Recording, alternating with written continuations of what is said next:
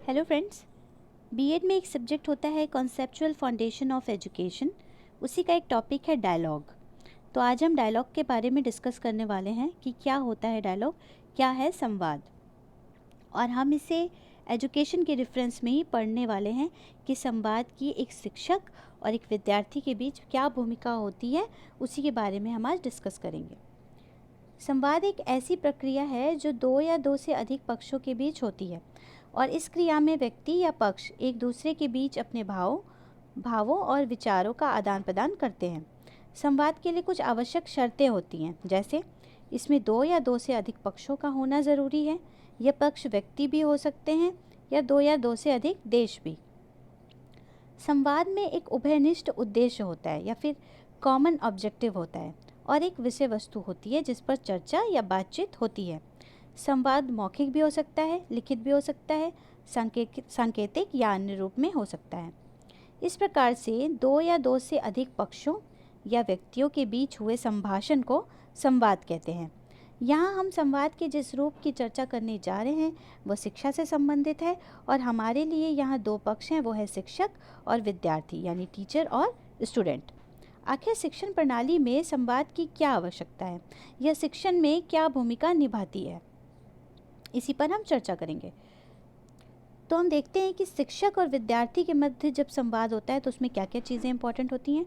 संवाद के लिए सबसे पहले एक कंटेंट होता है, यानी क्लास में एक टॉपिक या एक कंटेंट होता है जिस पे संवाद होता है और उसी कंटेंट के ही इर्द गिर्द बातचीत होती है, उसी पर डिस्कशन होता है और अंत में निष्कर्ष पर पहुंचते हैं। इसमें शिक्षक और विद्यार्थी दोनों की महत्वपूर्ण भूमिका होती है।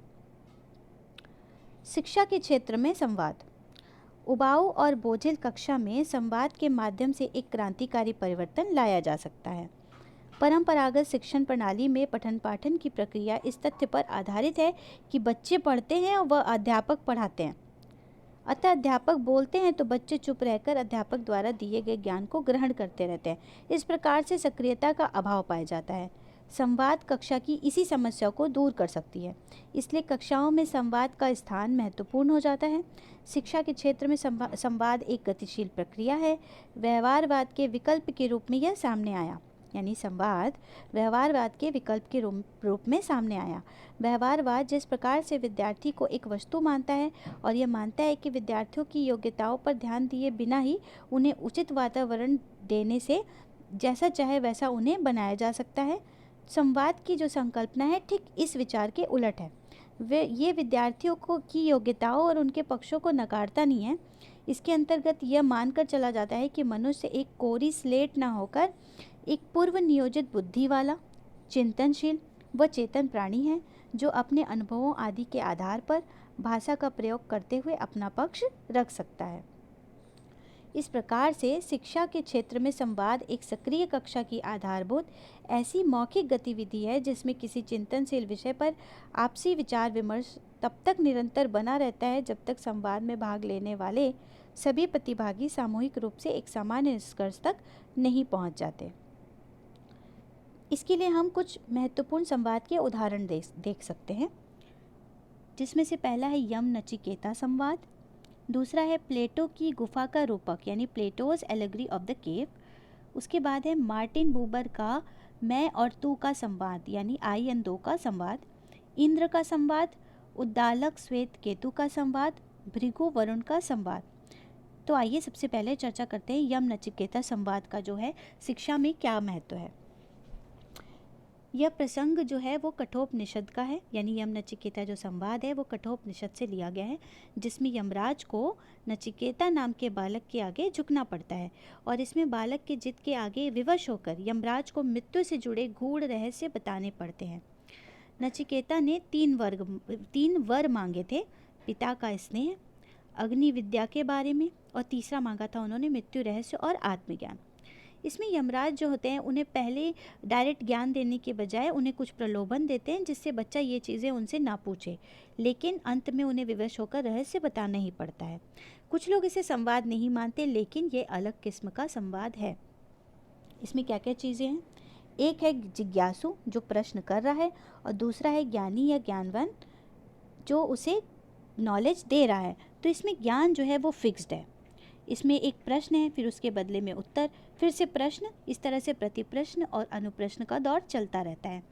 इस संवाद से हम ये जान सकते हैं कि किसी अज्ञानी के अज्ञान पर उसे डांटने के बजाय, खारिज करने के बजाय उसे संवाद के जरिए निष्कर्ष तक पहुंचाना चाहिए। उसके सामने ज्ञान का अनुभव उसे देना चाहिए। यानी हम उन्हें डायरेक्ट ज्ञान देने के बजाय हम उन्हें एक एक्सपोजर दे सकते हैं जिससे बच्चा खुद से ज्ञान का निर्माण कर सके। इस प्रकार इससे क्या शिक्षा मिलेगी शिक्षा के लिए? इस प्रकार एक शिक्षक विद्यार्थी के साथ संवाद स्थापित कर उसे अज्ञान से ज्ञान की ओर ले जा सकता है। लेकिन यह इतना आसान नहीं है, क्योंकि ज्ञान कोई वस्तु नहीं है जिसे एज इट इज़ दे दिया जाए। इसलिए शिक्षक को छात्रों को एक्सपोजर देना चाहिए जिससे छात्र स्वयं ज्ञान तक पहुंच सके। शिक्षक व छात्रों के भीतर विवेक होना चाहिए। इस तरीके से यम नचिकेता संवाद से शिक्षक और विद्यार्थी को क्या क्या सीखना चाहिए? तो पहला है, यहाँ यम की भाषा को नचिकेता समझ पा रहे थे, इसलिए ज्ञान में भाषा का महत्वपूर्ण स्थान है। भाषा सरल हो, जटिल ना हो, जिससे शिक्षक और छात्र छात्राओं के मध्य स्वस्थ संवाद कायम रहे। दूसरा, विद्यार्थियों के भीतर स्वीकृति का भाव होना चाहिए। तीसरा, विद्यार्थियों में तर्क करने की शक्ति होनी चाहिए। संवाद द्वारा इसे विकसित किया जा सकता है। नेक्स्ट है, छात्र छात्राओं में सीखने के प्रति अनंत जिज्ञासा होनी चाहिए। उसके बाद है, छात्र छात्राओं को प्रलोभन को नकारना चाहिए कि भौतिक वस्तुओं को अति महत्वपूर्ण नहीं मानना चाहिए। इसके बाद अगला है, नचिकेता पहले से ही समझदार था और उसे अपने पिता से भी साहस मिला था, लेकिन हर शिष्य ऐसा हो यह आवश्यक नहीं है। इसलिए एक शिक्षक का दायित्व है कि वह एक लोकतांत्रिक कक्षा का निर्माण करे जिसमें छात्र छात्राएं अपनी बात रख पाएं साहस के साथ। उसके बाद है, अनुशासन का भाव। ये भी शिक्षा मिलती है कि छात्रों के मन में शिक्षक के डर से नहीं बल्कि स्वयं से अनुशासन का भाव होना चाहिए। अगला है, समान दायित्व। नैतिक जीवन के परिपालन में शिक्षक और छात्र दोनों ही का समान दायित्व है। यदि शिष्य का पतन होता है तो शिक्षक उसे बचाता है और शिक्षक के नैतिक स्खलन में शिष्य उसकी रक्षा करता है। कोई आयु सीमा नहीं। यम नचिकेता संवाद से हमें यह भी पता चलता है कि शिक्षा ग्रहण करने के लिए आयु की कोई सीमा नहीं है। इस तरह से यम नचिकेता संवाद के माध्यम से हम देखते हैं कि कठोपनिषद में विद्यार्थी की कल्पना उस ज्ञान पिपासु की तरह है जिसमें ज्ञान प्राप्त करने की उत्कृष्ट अभिलाषा है, बस उसे योग्य गुरु की आवश्यकता है। इसमें ज्ञान प्राप्ति की कोई समय निश्चित नहीं है। कोई शिष्य स्वल्प समय से अत्यंत कम समय में ज्ञान प्राप्त कर सकता है, अल्प श्रम से अत्यंत कम समय में ज्ञान प्राप्त कर सकता है और किसी को लंबे समय तक साधना करनी पड़ सकती है। नेक्स्ट संवाद जो है वो प्लेटो की गुफा की रूपक कथा जो है उसका शिक्षा से संवाद से महत्व हम देखेंगे। Allegory of the cave. Allegory of the cave जिसे गुफा की रूपक कथा कहा जाता है, जो प्लेटो के संवाद संकलन का एक हिस्सा है। प्लेटो ने रिपब्लिक में हमारे प्राकृतिक ज्ञान और ज्ञान पर प्रकाश डालने के लिए इसे सम्मिलित किया। यह एक संवाद है जो सुकरात और ग्लाउकोन के बीच होता है। एक बार मैं इसका कथा सारांश बता देती हूँ कि एलेगरी ऑफ द केव किसके बारे में है। इसमें कुछ ऐसे लोगों की कल्पना की गई है जो जीवन भर एक अंधेरी गुफा में किसी दीवार से जंजीरों के साथ बंधे हैं। एक आग जल रही है जिसकी रोशनी में वो केवल परछाइयाँ देख सकते हैं। इसे ही वे संसार की सच्चाई समझते हैं। प्लेटो इसकी तुलना मनुष्य से करते हैं और कहते हैं कि केवल दार्शनिक वह लोग हैं जो उस गुफा की कैद से मुक्त होकर परछाइयों के पीछे की सच्चाई देख पाते हैं। अब आइए जानते हैं कि प्लेटो के इस संवाद का शिक्षा में क्या महत्व है। केवल विद्यार्थी जीवन में ही नहीं बल्कि हमारे रोज़मर्रा की ज़िंदगी में हम जिन वस्तुओं, नज़रिए, परंपराओं को महत्व देते हैं, उन्हें सच समझते हैं, वास्तव में वह केवल भ्रम होता है। कई बार विद्यार्थी जो जानते हैं वह या तो आधा अधूरा ज्ञान होता है या झूठा। तो इस प्रकार शिक्षक का कर्तव्य है कि उसे उस ब्रह्म की स्थिति से बाहर निकाला जाए। किसी भी स्थिति में जब कोई शिष्य एक श्रेणी का ज्ञान रखता है और उसे गुरु को उससे उच्च श्रेणी का ज्ञान देना होता है, तो उसे गुरु को उससे उच्च श्रेणी का ज्ञान देना होता है, जो कभी कभी उस शिष्य का पूरा दृष्टिकोण बदलना हो सकता है।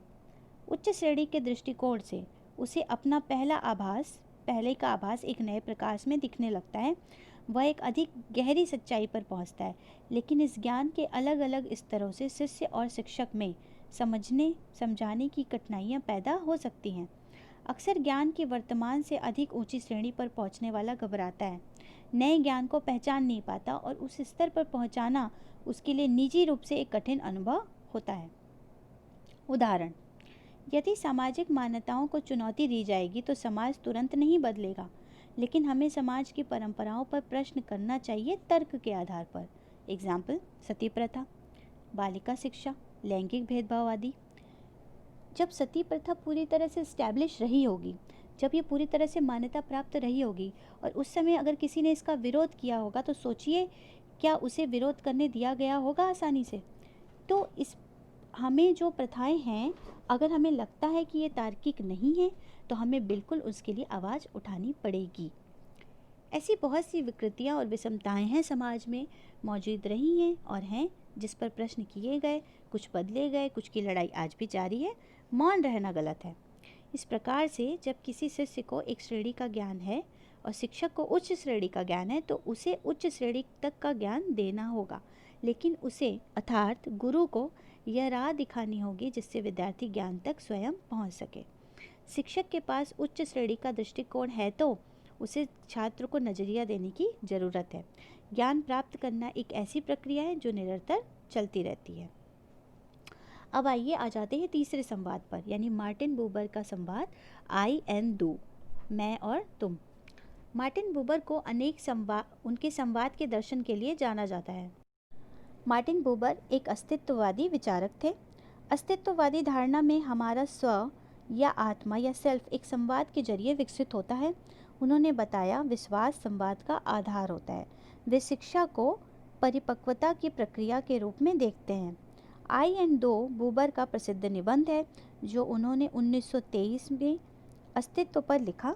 संवाद का दर्शन धार्मिक अस्तित्ववाद का एक रूप है जो आई एंड दो संबंध और आई एंड इट संबंध के बीच भेद पर केंद्रित है। आइए जानते हैं कि बूबर के संवाद में शिक्षा के मुख्य तत्व क्या हैं। सबसे पहला है, उन्होंने शिक्षक और विद्यार्थी के लिए कहा कि जो कुछ भी खोजा जाता है वह विशुद्ध रूप से ऐसा पारस्परिक संवाद होता है जिसमें दोनों पक्षों की भागीदारी पूरी पूरी होती है, यानी शिक्षक और विद्यार्थी की भागीदारी पूरी पूरी होती है। अगला है, उन्होंने संवाद को एक रिश्ते के रूप में बताया और कहा कि यह किसी को इस्तेमाल करने के लिए नहीं होना चाहिए। तीसरा, शिक्षक निष्क्रिय नहीं है बल्कि ऐसा महत्वपूर्ण घटक है जो प्रभावी दुनिया के चयन के लिए अनुभव को निखारता रहता है। अगला है, शिक्षक को छात्रों के सामने वैसे ही प्रस्तुत होना चाहिए जैसा कि वह है। अगला है, वे शिक्षा को परिपक्वता की प्रक्रिया के रूप में देखते हैं। इसके बाद है, शिक्षक को दूसरे के प्रति सरोकार रखना चाहिए। अगला है, आई एंड दो, मैं और तुम में कोई हायरार्की नहीं होती है। इस प्रकार शिक्षक और विद्यार्थी को समान धरातल पर होना चाहिए, दोनों एक दूसरे के साथ साथ चलते हैं। अगला है, स्वतंत्रता संवाद के लिए एक पूर्व शर्त है। इसके बाद है, सृजनात्मकता सभी बच्चों में मौजूद होती है, इसे परिपक्व किए जाने की ज़रूरत है। इसमें यह बताया गया है कि सभी बच्चों के अंदर क्रिएटिविटी होती है, ज़रूरत है उसे और ज़्यादा निखारने की। यथार्थवाद की समाप्ति, अगर यथार्थवाद की समाप्ति होती है तो सृजनात्मकता का विकास होता है और शिक्षा पद्धति में कार्य करने की शक्ति, स्वतंत्र सोच और सृजनात्मक शक्ति तीनों की आवश्यकता होगी। लेकिन वे शिक्षा भूमिका सृजनात्मकता के विकास से ज़्यादा उद्गम प्रतिभा की मदद से रिश्ता स्थापित करने में देखते हैं। अगला है, संवाद ऐसा हो जिसमें शिक्षक विद्यार्थी की असलियत जान पाए और उसे जी पाए। शिक्षक छात्रों को संवाद के जरिए दूसरों के साथ समागम अर्थात मिलने के लिए क्षमतावान बनाता है।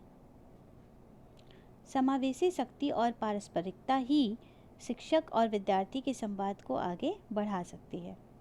अगला है, एक शिक्षक को अपने शिष्यों का तब तक मार्गदर्शन करना चाहिए जब तक वे स्वयं अपना रास्ता चुनने में सक्षम ना हो जाएं। इसके बाद अगला है, विद्यार्थी सब खोजने, अनुभव करने और कर्म करने में समान रूप में लेकिन भिन्न तरह से सक्षम होते हैं। कोई भी स्टूडेंट अपने नज़रिए से सोच सकता है, अपने आसपास के उदाहरणों को ध्यान में रख के सोच सकता है। तो ज़रूरी नहीं है कि सभी जो छात्र हैं वो एक ही जैसा सोचें, लेकिन हाँ, अपना अपना उनका अनुभव होता है, उस चीज़ों को यूटिलाइज़ करके शिक्षक को उन्हें ज्ञान तक पहुंचाना चाहिए। अगला है निष्कर्ष। संवाद का शिक्षा में बहुत महत्व है क्योंकि इसमें शिक्षक व छात्र छात्राओं सभी की भागीदारी होती है। इसमें विद्यार्थियों में कॉन्फिडेंस बढ़ता है। भाई क्लास में अगर हम संवाद करवाते हैं तो बच्चे बोलेंगे, कम से कम अगर हम बिल्कुल उन्हें चुप करके बस पढ़ाते ही चले जाएं तो बच्चों को बोलने का मौका नहीं मिलेगा। लेकिन अगर उन्हें क्लास में अपनी बात रखने का मौका मिलता है तो इससे उनके कॉन्फिडेंस में वृद्धि होगी, उनमें तर्क शक्ति का विकास होगा और इस तरह से हम एक डेमोक्रेटिक क्लासरूम का भी निर्माण कर पाएंगे। क्योंकि छात्र कोई यंत्र नहीं है जिसमें नॉलेज फीड कर दी जाए, और इसका अर्थ यह भी नहीं है कि शिक्षक को सभी ज्ञान हो, इसलिए दोनों मिलकर ज्ञान का निर्माण करते हैं और निष्कर्ष तक पहुंचते हैं।